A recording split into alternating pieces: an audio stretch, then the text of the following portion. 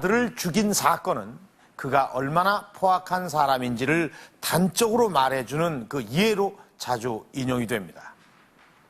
궁예는 부인이 간통했다는 사실을 미륵관심법이라는 신통력으로 알아보고 부인과 두 아들까지 죽였다고 합니다. 정말 이런 치정관계로 부인과 두 아들을 한꺼번에 죽였을까요?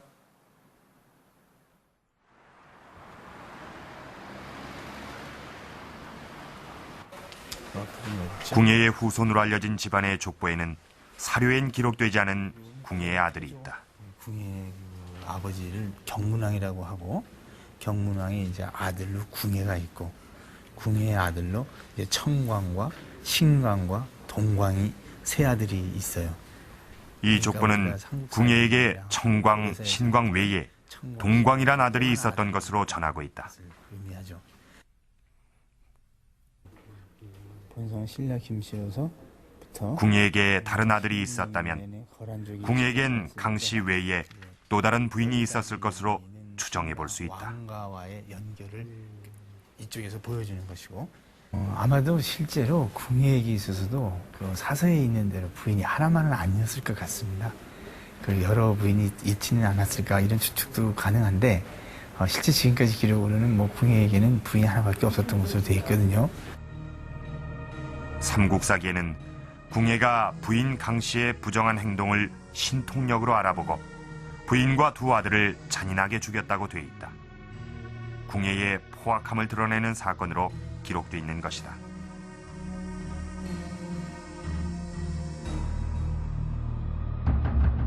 만일 궁예의 부인이 여럿이었고 궁예가 포악한 사람이었다고 가정한다면 왜 유독 강씨 부인만이 죽임을 당해야 했을까?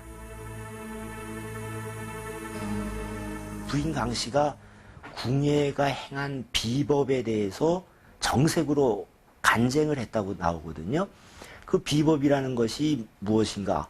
아마도 궁예가 미륵부를 자칭하면서 행했던 여러 가지 정치 행태를 말하는 것 같습니다. 그러니까 그것은 이제 궁예에게 있어서는 아주 중대한 도전이었던 셈이겠죠. 그리고 이러한 그 강씨의 그 간쟁이 강씨 독단으로 이루어졌다고는 생각하지 않습니다. 가깝게는 신천 강씨, 더 나아가서는 신천 강씨와 연계되어 있는 그 패서 호족 세력들이 연관이 되어 있었을 것 같고요. 궁예를 견제하는 세력으로 추정되는 부인 강씨.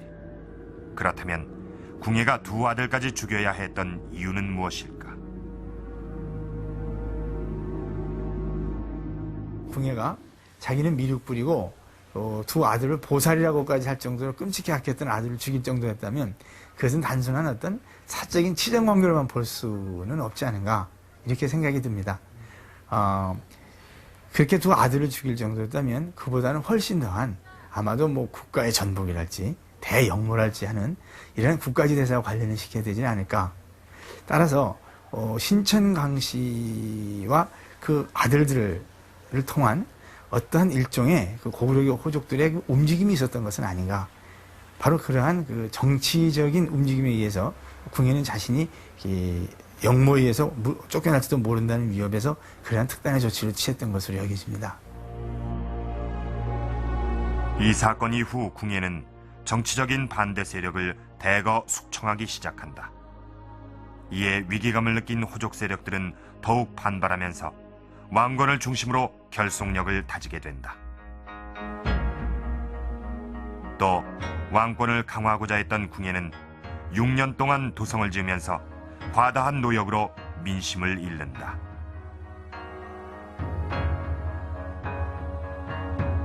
결국 그 궁예는 자신이 중앙집권 국가를 꾀해가면서 그런 호족들을 자기의 어떤 하나 일사불란한 관료 체계로 이제 흡수하려고 했고, 또 어떤 선종이라고 하는 어떤 지방에 뿌리를 내리는 그러한 그 사상 체계를 탄압을 했다든가, 이러한 것들이 궁예 실정의 하나로 볼 수가 있을 것 같고, 그리고 또 하나는 그러한 어떤 그 왕실의 그 존엄을 나타내기 위해서 많은 세금을 걷어들이게 되다 보니까 자연스럽게 이 백성들로부터 이 가렴주고가 행해줄 수밖에 없었던 것은 아니었나.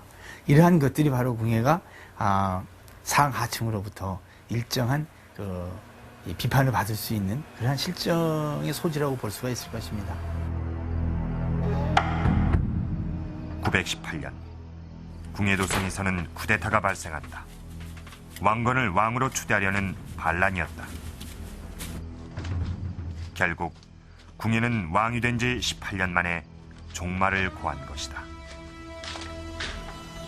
궁예는 이 경주 중심에 1000년 동안 내려왔다고 하는 진골 중심의 세상을 부수는데 아주 크게 기여를 했던 그런 사람이라는 측면도 고려가 돼야 될 것 같고요. 그런 점에서는 역사의 진전이랄까 하는 데 있어서 나름대로는 기여를 했던 사람이죠. 그가 이제 걸어온 인생 경로는 아주 하층민의 생활이었기 때문에 그래서 그러한 이 자신과 같은 사람들을 신라라고 하는 질곡에서 해방을 시켜주고 또 그들과 함께 공평무사하게 공존해 보려고 했던 그런 이상을 가졌던 사람으로 보여지는 것이죠. 그렇기 때문에 그러한 고대 신분 한계를 일단 벗어났고 그리고 어떤 새 시대에 대한 이상을 제공했던 인물로 평가가 됩니다.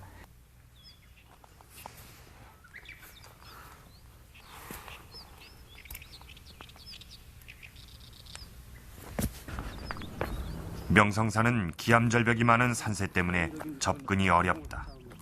그렇죠. 예. 천연 절벽을 그대로 잘 이용해가지고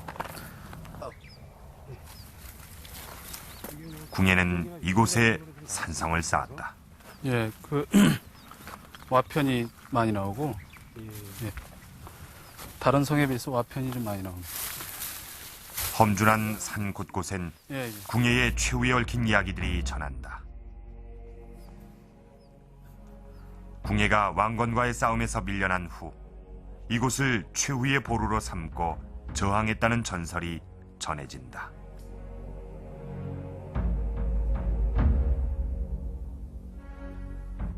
궁예를 신봉했던 친위 세력들하고 여기서 왕건군과 오래 항전을 하다가 군대를 궁예가 해산시키고 후삼국의 가장 큰 패권을 차지했던 궁예가 원대한 계획을 가지고 태봉국을 움직였었는데 마지막 왕건의 어떤 쿠데타로 인해 가지고 자기 운명이 여기서 이렇게 슬프게 끝나니까 목 놓아 울었다고 해서 그때부터 이 산 이름을 오름산이라고 했고 이 성 이름을 또 오름성이라고 그렇게 지금 전해오고 있습니다. 후삼국 혼란기에 자신의 꿈을 채 이루지 못하고 역사 속으로 사라진 궁예. 궁예의 꿈은 아직도 그의 땅 철원에 고스란히 남아있다.